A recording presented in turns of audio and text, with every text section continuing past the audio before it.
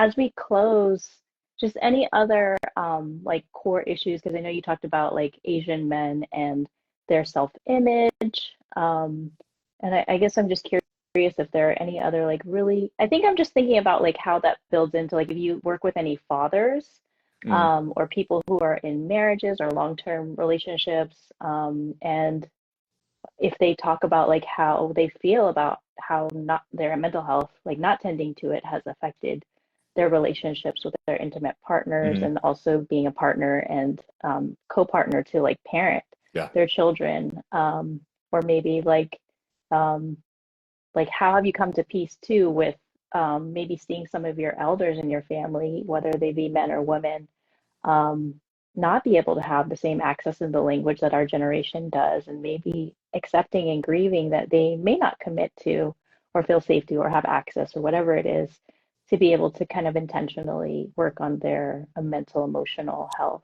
Yeah.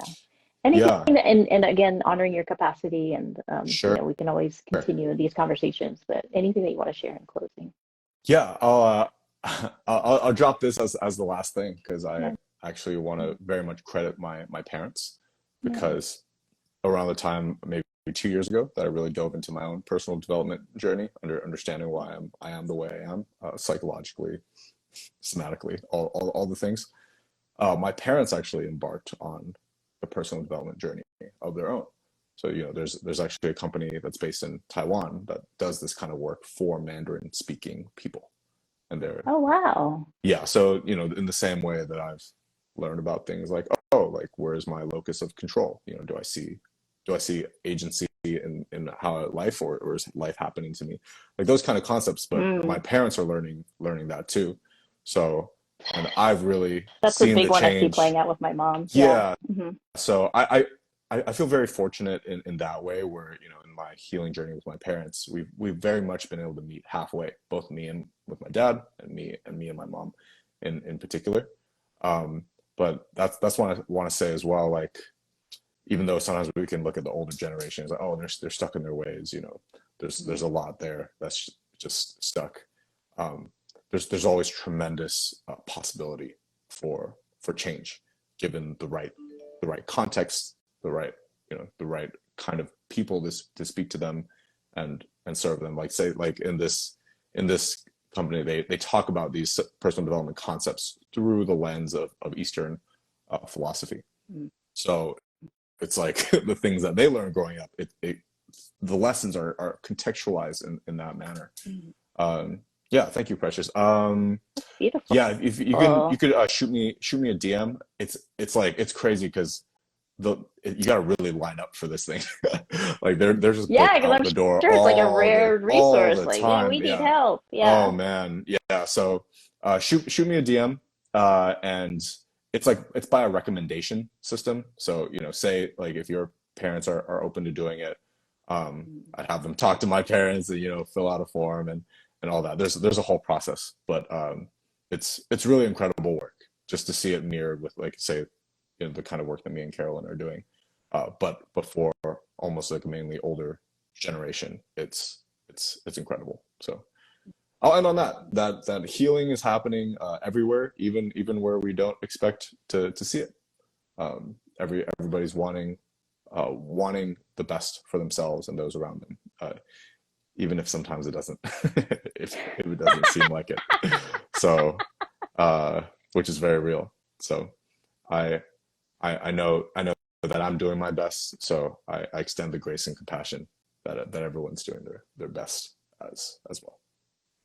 Yeah, I love this invitation to kind of more expansive imagination and creativity and openness, and also grace and compassion to everyone that we're in relationship with, including ourselves.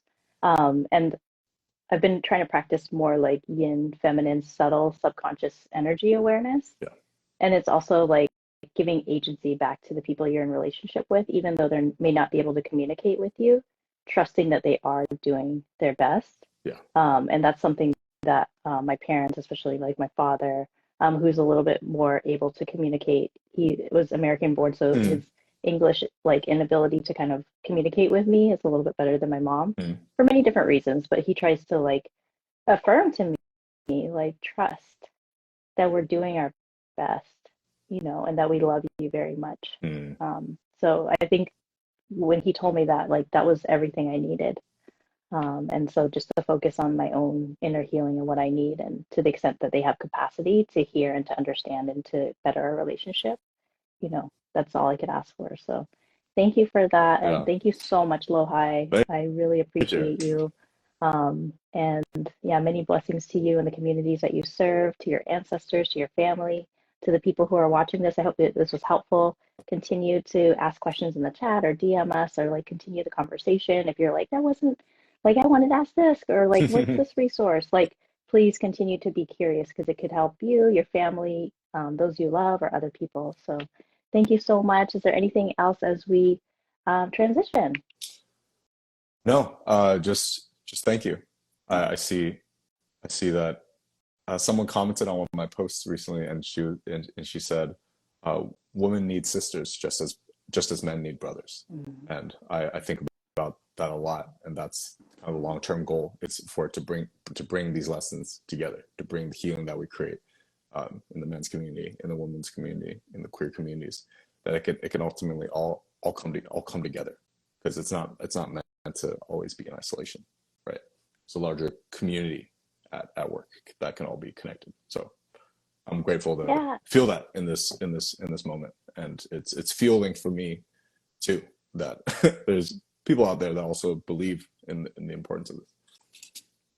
yeah, I'm feeling that too. Like whenever I receive healing in community, like whether it's breath work, Mm-hmm. meditation, or just whatever, I think like as I hear you talk about sisters need sisters and brothers need brothers, it's like also like beyond that. I know one of my sisters, she goes to South America and they do like um I think kind of like whole night long under the full moon like dances, and they're working with plant medicines or whatever, and they're like the men are doing a certain thing, the women are doing a certain thing, but it's like very like communal. And so as you were saying, like how can we use our expansive imagination and get creative with grace and compassion, like really know that there's a whole movement of peoples across the world reconnecting to our ancestors' medicines and their rituals, like you said, to Yeah, come back home to who we are, and that we're unconditionally loved and supported. So thank you so much, Lohai. This is just so inspiring, and I look forward to like, just continuing the journey yeah. with you. Take care, everybody. Take care, everyone. Thank you, and thank you again, Carolyn. We'll talk very soon. All right, wonderful. Take care, Bye. everyone. Have a Yay. good day.